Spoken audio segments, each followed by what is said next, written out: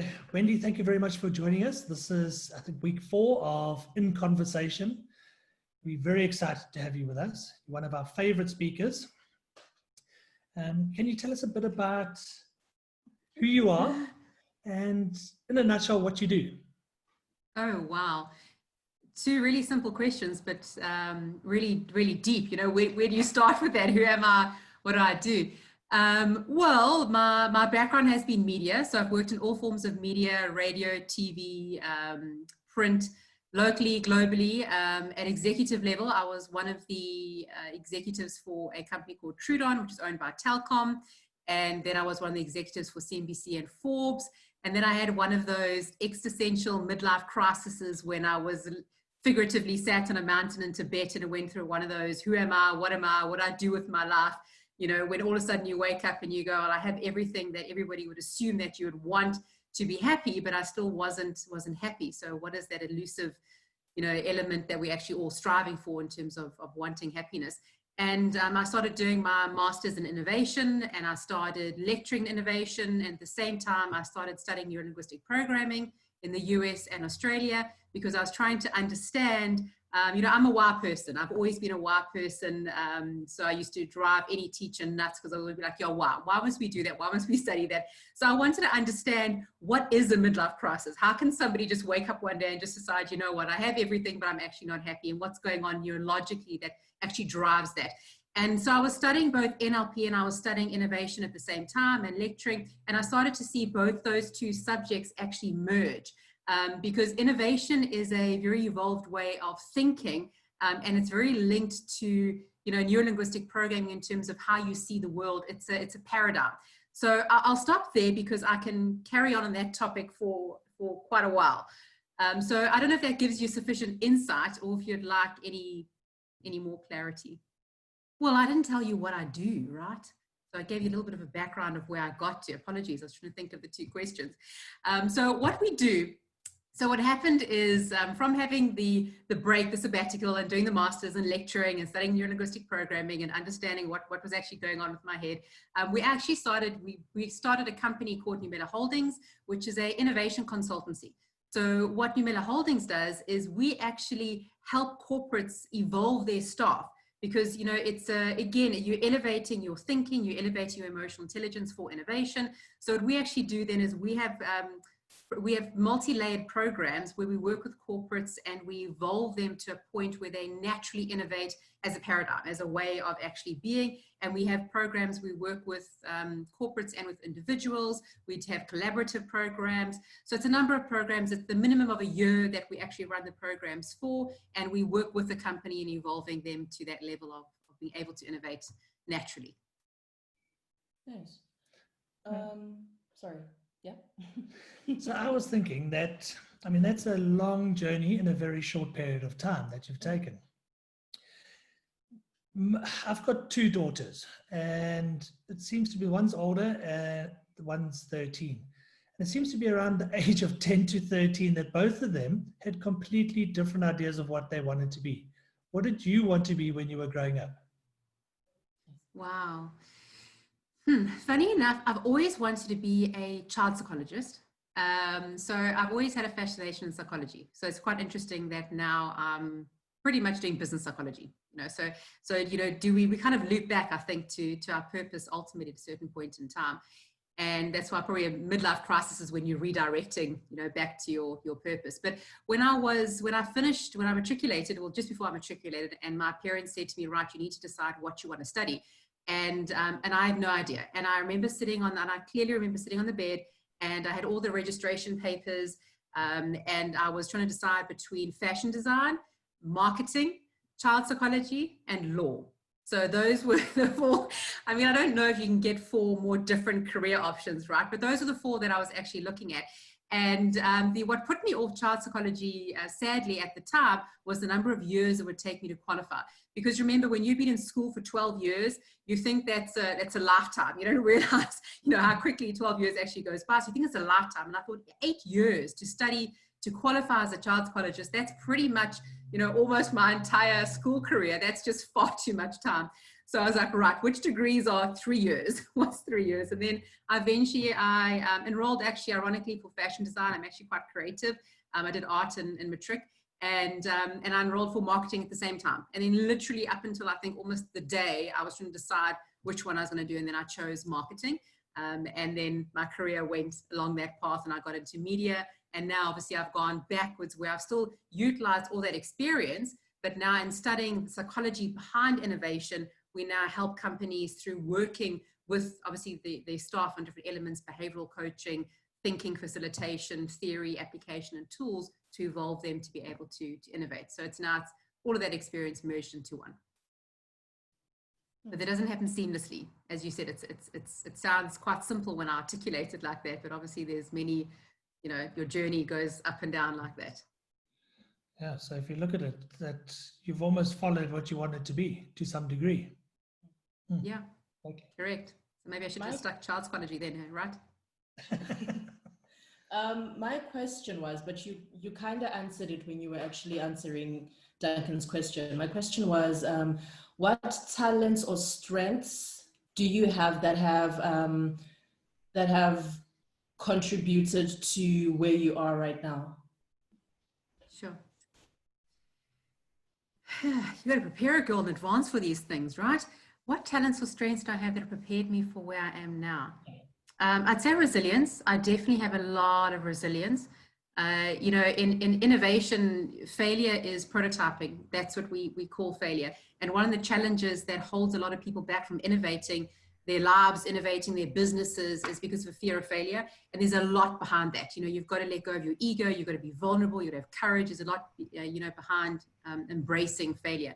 So I'd say it's my resilience. I've got a huge amount of resilience, which didn't come easy, obviously, to acquire that resilience, because you don't require resilience unless you've gone through a lot of experiences. So I'd say my resilience. I've always had a positive outlook. I'm very big picture orientated, so always a strategist, always looking at the positive side, always looking at very solutions orientated. You know, those skills always help.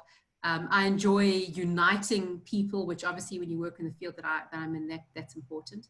Is that enough skills or strengths? Do I have to carry on? You're not applying for a job, so that's very good. Oh, good. That passed. So with everything that's going on, what would you say you are most afraid of? Oh, what am I most afraid of? You know, in the soliloquy about overcoming fear and being resilient, I'd say, you know, what I'm most afraid of is uncertainty, which is facing a lot of people right now at the moment. It's, you know, I've always been a perfectionist, you know, OCD, workaholic. I like structure. I like, you know, to-do lists and tick lists and plans and strategies. You know, when you're living in uncertain times, it makes that very difficult. So it makes it very difficult to plan or to strategize when things are uncertain. So it's having some degree of fluidity of still being able to thrive in uncertainty. So that's I'd say has been my biggest challenge in terms of the fear that faces me at the moment is uncertainty, and just having faith in whatever you're doing, and just prototyping a whole bunch of stuff, and just having faith and not knowing what's going to stick and what's going to work, and being okay with that. You know, that's part of innovating, isn't it? I mean, you're taking a risk, you're taking a leap, and like you said, a leap of faith. And I think only through probably failures do we actually learn the most. And we want everything to be a success, but when you fail, you look back and you go, why didn't it work? And what could we do differently? And then you try something new. So, yes. Correct. And especially with digital, I mean, we were meant to have this conversation last week, and, you know, my whole system froze. And it's one of those things that's almost, it's an act of God. It's, you know, and I'm finding it's happening, you know, a few times when you're testing out new platforms. There's a lot of platforms out there. Now, how are you meant to figure out which platform is going to work for you unless you try? Well, how are you going to figure out which audience or which format unless you try? You know, when you try, it's not going to be perfect. It's not going to be great. You're going to learn, and, you know, you're going to figure it out. No, exactly.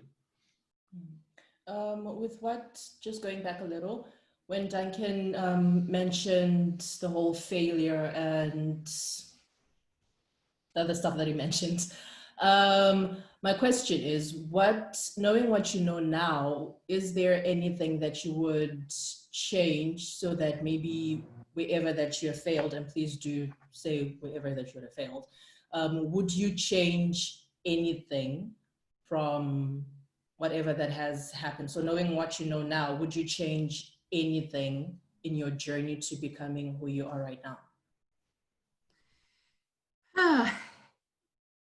The challenge behind that question is that my greatest strength is possibly my greatest weakness.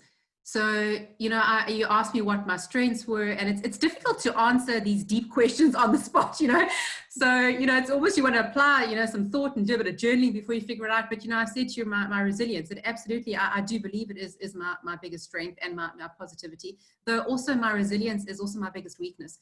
And the reason I say that is because, so I had 3 burnouts. So one of the things I work a lot with corporates. It's the field that I'm the most familiar with because that's what I was, raised when I was an executive in corporate space. And I work a lot with executives, and I share my story with executives because when you share your story, people are able to resonate and they're able to learn from your own experience. And something I'm very passionate about is burnout, because I've experienced 3 burnouts myself, and I've applied a lot of thought. The whole journey, the sabbatical was after my 3rd burnout, when I realized, sure, I've got to make some changes to my life. I'm living on a hamster wheel. And the reason I didn't make the changes sooner was because of my resilience. Because you just keep going. I'm a little, what's that little, my nephew watches it, that little train that just, keeps going. Gone blank now. So, Thomas the Tank Engine. Yes, that's the one. Yes, I can. So I just keep going. I always say I'm a buffalo. You've got to take me down with heavy tranquilizers, which isn't always a good thing. So it has a positive side, which is great. You can handle uncertainty, and but it's also a negative side where maybe sometimes you're meant to cave in sooner. So maybe if I hadn't have been so resilient, maybe when I had my first burnout, I would have done the inner work I needed to do and answer the questions instead of having 3. I believe, as Oprah always says, that you don't listen to the whispers. Then the whispers become shouting, and then eventually you get clapped outside, the head. Obviously, she's a little more eloquently. You get clapped outside the head by a ton of bricks. So that's kind of what happened to me. It's all quite extreme. I mean, being clubbed with a ton of bricks, that'd be quite severe, I would think. I'm all or nothing. Yeah, I can see that. Go big or go home. Yeah, it's like you've mentioned a few times now that you didn't get the questions beforehand. I think something was wrong with our email. No, we never sent them to you. So if you could choose 3 people to have dinner with from any time in history, who would those 3 people be? Nikola Tesla, Stephen Hawking, and one is alive, Nassim Haramein. Did they have to be past or one? I can't recall whether you said any time in history. Okay, so any time in history, even current. So Elon Musk would definitely then, if we're talking about current, I'd love to chat to Elon Musk. I'd love to chat to Nassim Haramein. Those are both current. And past would be Stephen Hawking and Nikola Tesla. As I said, I'm existential, which all that means is I'm a why person. So I want to know all the answers to the universe. How does this thing operate? How do we operate? How does the world operate? And so those are some really smart people who've figured out a lot of the questions about how the world actually operates. I want to see if I'm on the right path. You are on the right path. A very interesting combination. I think with everything that Elon is saying and doing, challenging the whole lockdown process and what's happening, at the same time sending a independent private space rocket up to the station. And so he really is innovating and challenging how we are. So when you're in front of your corporates or on stage, where do you find your magic from? What drives you? What drives you on that stage? How do you keep going? Well, I really do have a genuine desire in everything that I do to enable and inspire. So whether I'm speaking on stage, it's really about serving the audience. And how do I best serve the audience? Do I, through my knowledge or through my experience, but with the intent to enable them and inspire them. you know, with all the programs that we do with corporates, whether we are doing a corporate program to elevate the environment, we work very much on enabling, you know, through knowledge. You know, we very based in academic theory, through knowledge, through tools, through application, and then we inspire them, you know, to break outside of their existing paradigms and to think differently. So it's just a natural desire to enable and inspire. That I'd say that's where I get my magic from. And the best advice you were ever given and that you followed? Wow. Best advice ever given that I haven't followed would be more the question.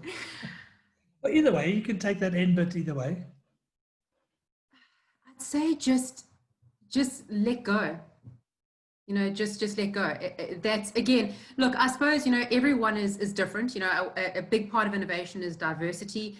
And then the precursor to that is inclusion, and the precursor to that is self-inclusion. So you're really going to develop a lot of self-inclusion before you can be inclusive of others, and then obviously embrace diversity, critical to innovation. And so everybody's different. So what works for me and what I tell you, you know, what I shared may not necessarily be what somebody else needs to do. So there are some people who are very fluid and very in the moment. So letting go for them might not be as hard as it is for me. For me, as I say, an OCD A-type, you know, reformed workaholic, letting go and just being was a big thing for me. I took everything very seriously. I fought every battle, fought every fight. You know, was very resilient, always wanting to plan and just to let go. You know, and not be afraid, not being afraid of, you know, appearing to have everything. You always want to have everything all together and be perfect, and just be who you're meant to be. I'm very pro people cultivating their sense of authenticity, because that's where your authentic power is. Just be who God created you to be. You know, that's where your power is. I think a key word you said there is authenticity, which everyone's trying to be now. So if we look at being authentic, who would have been your role models? Who would you look and go, okay, they encompass everything that I value, that I believe in? Who did you look up to? I don't know who I looked up to. You know, and the challenge is that the more I've sought out knowledge, and, you know, we have so much knowledge at our fingertips now. The more I've sought out knowledge, the more you question certain people that I would have held up as a role model in the past. You know, when you start to understand the world a little bit better and start to understand their intents and that. So there are a lot of, you know, people in business that I might have respected or held up, and then you do a bit of digging into their authenticity, and you realize that, you know, they probably shouldn't have held them up. So who, I mean, obviously being South African, Nelson Mandela would have been absolutely a big role model. You know, in terms of how he managed to transition the country without going into a civil war, I think that definitely took a lot. I admire, you know, Elon Musk and how authentic he is in his communication. I have a huge value and respect for authenticity. I think if somebody can say share who they are and stand by who they are and be comfortable with that. I mean, Duncan, you post a lot on social media. You know, it wouldn't be me to be able to post the messages you post. It wouldn't be authentic to me, but I love the fact that you're authentic in what you post. I love that, you know, so I love anybody who just is who they are. There are some great people who are taking a stand. Vandana Shiva is a very outspoken for the UN, you know, so there are some people like that who are authentic and take a stand for what they believe in. Okay, well, I'm still shocked that you actually read my Facebook posts. I don't do it very often. And normally it's because somebody's posted something else that just doesn't sit well with me, and I only comment on that. Yeah, it's, you know what I mean? There are a few people who, you know, you read their posts and you can see when somebody's being authentic and when somebody is not. And I just have such admiration and respect that people are just, this is who I am. Obviously, you do need to be moderated within a degree. You know, you do need to be respectful of other people. You've also got to be cautious that now it's a platform, which means that, you know, you've got to be careful of what you're saying in terms of how you influence others. But as long as you take those into consideration, then, you know, just be authentic. You're entitled to your views and opinions. I agree with that. Respectful for others. With the whole authenticity, one can either be very happy in the authenticity or not. Maybe my question won't really, but my question is, are you a happy person? And yeah, are you a happy person? And sorry. And how do you, okay, are you a happy person and how do you stay, well, I'm hoping that you are, because, well, I think you are. Like, I think, I like, and you know this, I like you, Yeah. like, I love you. I think you're like amazing. But with your amazingness, I'm not too sure if you're a very happy person. Well, I know this, but I don't know if people know this. I'm just talking. Are you a happy person, Wendy?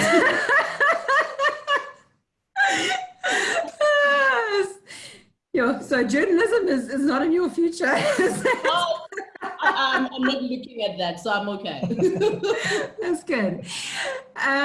Okay, so is the question, am I happy? So yes, and how do you stay in that state? If you're a happy person, what can easily make you happy? Or yeah, are you a happy person is the question. Goodness. Yeah, you know, it is a very good question. I mean, it truly is such a good question. And I was actually thinking about this yesterday. So at least I've kind of semi-prepared because I was contemplating that in my mind yesterday. Score, one question. And, you know, I was thinking, because it drives me nuts, and it sounds terrible when I say this, when people phone you and they say, hello, how are you? I'm like, well, it's such a difficult question to ask because broadly speaking, I'm good, but you want to know the micro detail in between because I'm a human being and I'm frustrated because of this and I'm irritated because of that. And, you know, so it's a very good question because how do we categorize what happiness is? Because I mean, that's the thing that I strove for. You know, as I had very glamorous positions, very senior positions, the pinnacle of my career, earning lots of money, had all the, you know, material drapings, was invited to the opening of a, you know, an envelope and everything else in between. But I wasn't happy. And that's all I wanted, was to be happy. And I can't tell you how much money I spent traveling the world and studying and doing different programs and courses, trying to figure out, you know, what do I need to do to be happy? And all I wanted, you know, they say, you read all these things and they say, just find out, you know, what your passion and purpose is, and then you'll never work a day in your life and you'll be happy. And you're like, yeah, really? So how do you do that? You know, so I spent a lot of money and a lot of effort and energy trying to figure that out to be happy. So 5 years down the line, because I exited corporate middle of 2015. So we're literally on the 5-year mark at the moment. What I've realized is that that happiness is an umbrella term. And underneath that, I'm a human being. You're a human being. You know, Duncan's a human being. So underneath that, you've got these emotions that you're going to go through, and you're going to have bad days, and you're going to be irritated, and you're going to be angry, and you know, that's human. I really don't like it when people stand up and they, and I know, you know, apologies, you know, it's, you know, under your umbrella, you do have a lot of motivational speakers, but they present something that is an illusion. Because I think as long as you're a human being, you've got these emotions. But now, how do I keep myself on course?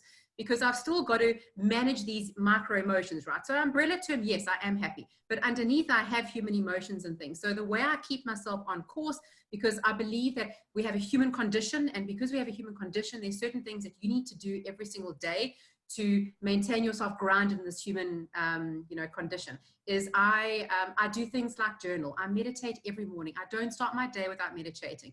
You've got to find out what meditation works for you. I do a bit of chanting because it helps me focus, and there's, you know, some other things that I do. So I meditate every single day. I have a very different belief system with regards to religion. So I don't call myself religious. I call myself spiritual. And again, that was in my whole external journey when I was studying different religions and what the roots are. So I pray every day.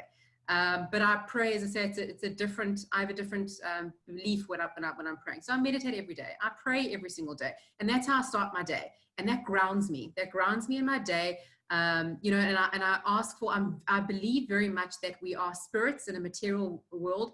And when you disconnect from spirit, you are more swayed by your micro emotions that go on during the day. So you do need to, I believe, you know, yet you need to maintain a spiritual practice.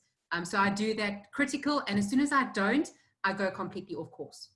You know, so that just keeps me grounded. You've got to have a faith in something outside of you. You've got to have a belief that there is some other system, something out there that's caretaking you and guiding you. And again, that's a very long conversation, so I'm trying not to go too deep. And then also, you know, what I do is earlier on today, because I am a reformed workaholic, it's my drug of choice. I believe we're all addicted to something or other to varying degrees, by the way. And it's whatever we do to fill a void that I'm not good enough, that you have these expectations of yourself. So my drug of choice has always been work. So, you know, at 1 o'clock today, I felt a bit of a slump. So you know what, I went outside, I took my shoes off and I went and stood in the garden and grounded myself. And then I was like, actually, the bit of sunlight, the winter sunlight felt great. So I actually sat down in the garden and I just sat down and closed my eyes and just felt a bit of the sunlight and just centered myself again and came back to my computer and started working again. So I think that the age that we're in right now, especially with these crises that we're having at the moment that are happening all around the world, you've got to have a strong mindfulness practice, a strong, you know, meditation and spiritual practice.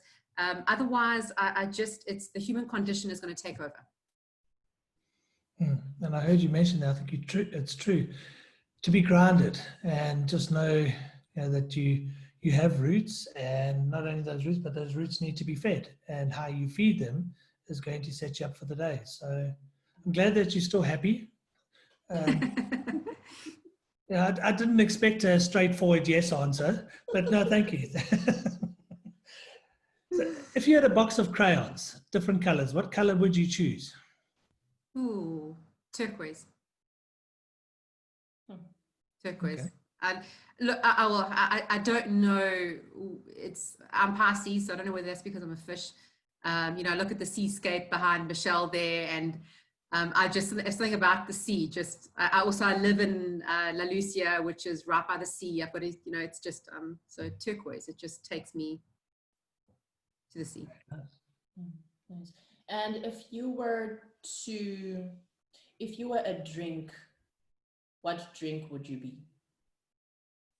I was a drink. What drink would I be? You. I've never thought about that, Michelle.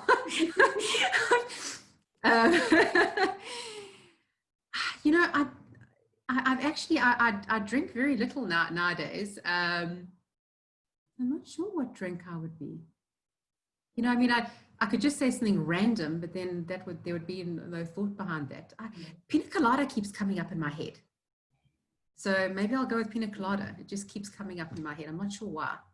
Multicolored, isn't it? Multicolored, a bit fruity, coconutty, you know, Yeah. a little bit different.